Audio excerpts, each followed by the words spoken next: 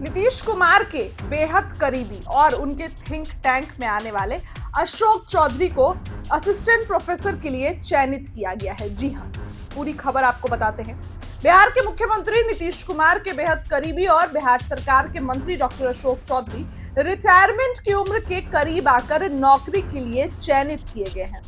दरअसल डॉक्टर अशोक चौधरी का चयन बिहार राज्य विश्वविद्यालय सेवा आयोग ने असिस्टेंट प्रोफेसर के पद के लिए किया है। पॉलिटिकल साइंस के छात्र रहे डॉक्टर अशोक चौधरी इसी विषय को पढ़ाने के लिए चयनित किए गए हैं। अशोक चौधरी का चयन एससी कैटेगरी में किया है, जो उनका जातीय संवर्ग है।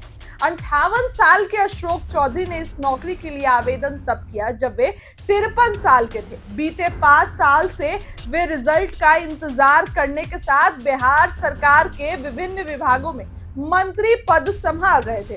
अमूमन नौकरियों में जो है वो 58 से 65 वर्ष की आयु रिटायरमेंट की होती है, लेकिन अशोक चौधरी की यह नौकरी ही 58 वर्ष की उम्र में मिल रही है।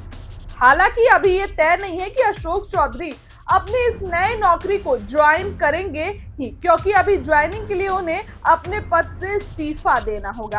हालांकि इस्तीफा देने के बाद वहां से छुट्टी लेकर अशोक चौधरी एक बार फिर राजनीति में सक्रिय हो सकते हैं। ऐसी व्यवस्था विश्वविद्यालय शिक्षकों को मिली हुई है कि वे छुट्टी लेकर राजनीति भी कर सकते हैं। ये तमाम चीजें हैं।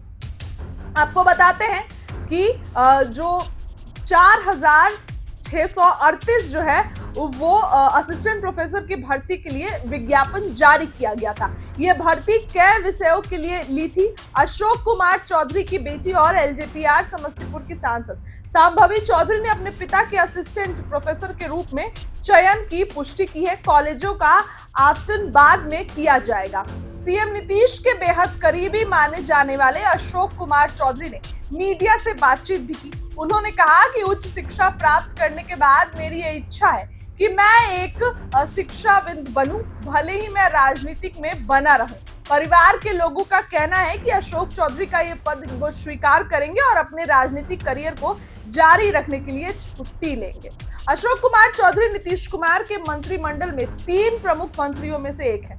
उनके साथ विजय कुमार चौधरी और श्रवण कुमार भी मंत्री हैं। अशोक कुमार चौधरी ग्रामीण कार्य मंत्री के रूप में अपनी सेवाएं दे रहे हैं। अशोक चौधरी खुद को नीतीश कुमार का मानस पुत्र कहते हैं। असिस्टेंट प्रोफेसर के रूप में चुने जाने पर अशोक चौधरी ने कहा था, उच्च शिक्षा प्राप्त करने के बाद उनकी इच्छा है वे राजनीति में रहते हुए शिक्षक भी बने।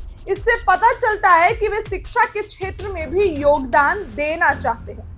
परिवार का कहना है कि वे जल्द ही कॉलेज में पढ़ाना शुरू कर सकते हैं और बाद में राजनीति के लिए ब्रेक ले सकते हैं। यह खबर बिहार की राजनीति और शिक्षा जगत में अब चर्चा का विषय बनी हुई है।